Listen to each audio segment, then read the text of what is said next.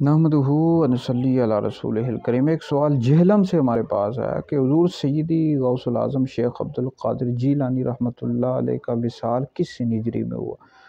حضور سیدی و مرشدی غوث العظم شیخ عبد القادر جیلانی رحمۃ اللہ علیہ آپ کی جو پیدائش ہے 470 ہجری میں یکم رمضان المبارک کو جمعہ کے دن جیلان میں ہوئی ہے۔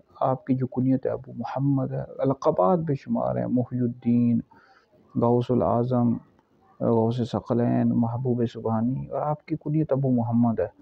اور آپ کے والد کا نام ابو صالح موسیٰ جنگی دوست ہے، والدہ کا نام ام الخیر فاطمہ ہے، اور آپ حسنی حسینی سید ہیں، والد کی طرف سے حسنی ہے، والدہ کی طرف سے حسینی ہے۔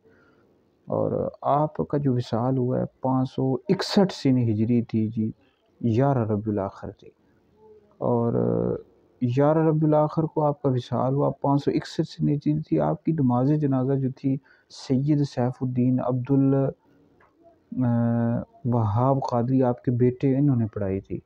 آپ کا جو مزار شریف ہے یہ عراق کا شہر بغداد وہاں ہے، تو آپ بہت بڑی ہستی ہیں۔